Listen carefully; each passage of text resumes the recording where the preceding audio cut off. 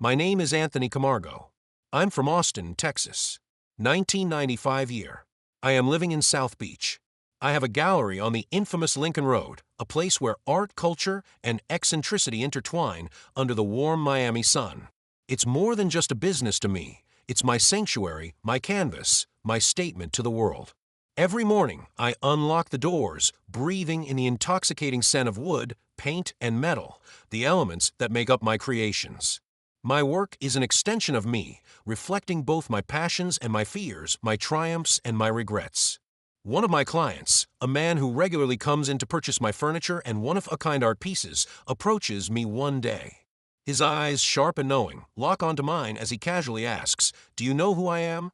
I laugh, waving a receipt in my hand. "Yeah, I have your credit card information, blah, blah, blah." His expression doesn't change. "No. Do you really know who I am?" There is something about his tone that makes me pause. He isn't asking for the sake of small talk. He wants me to understand something deeper. I raise an eyebrow, intrigued. "Do you want to tell me?" He leans in slightly. "My name is Kristen Bjorn." A slow realization washes over me. If you watched pornography in the 90s, you knew who Kristen Bjorn was. There was Falcon, there was Catalina, and then there was Kristen Bjorn, the pinnacle, the gold standard. His films were legendary, capturing a kind of raw sensuality that was both artistic and provocative. He studies my reaction, waiting. And then he says it. "I want you to be in one of my films."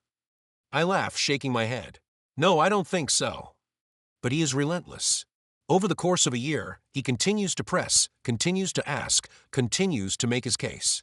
Every time he walks into my gallery, I can feel the weight of his offer lingering between us, unspoken yet ever present. One day, he invites me to lunch. I agree, mostly out of curiosity. Over the clatter of silverware and the hum of conversation in the background, he leans forward and says, "Anthony, I buy your work all the time because you're an amazing artist.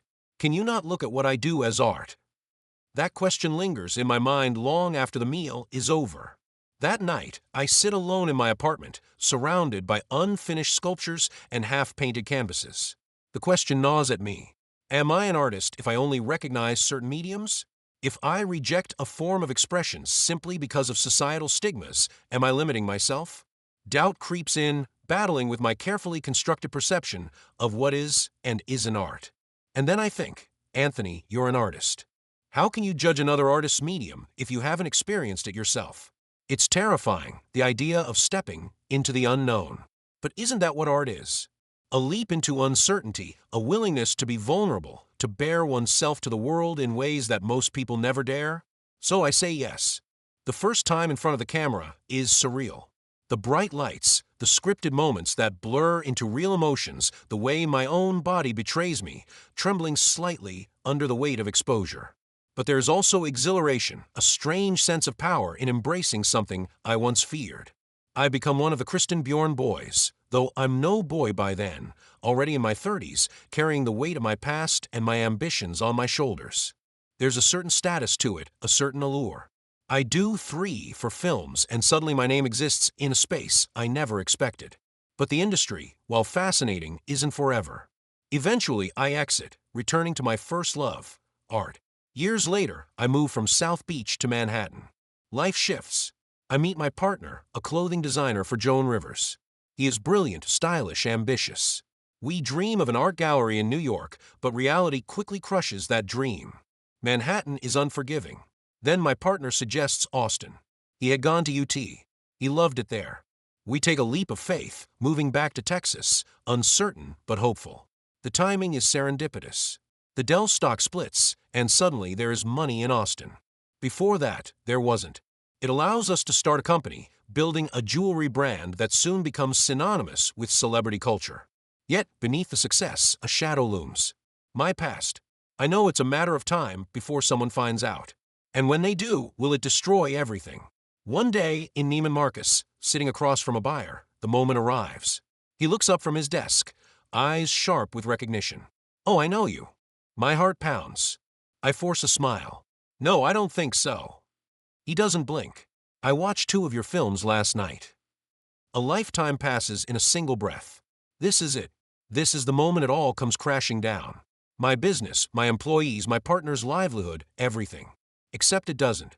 We leave that day with 13 stores instead of 7. Years later, my past resurfaces again, this time in the form of NPR. They want an interview. My publicist warns me they only want to speak to me, not my partner, just me. I know what this means. They're going to bring up my past. I call a friend a revolutionary in the music industry. She listens, then tells me something that changes my perspective forever. Hit it head on.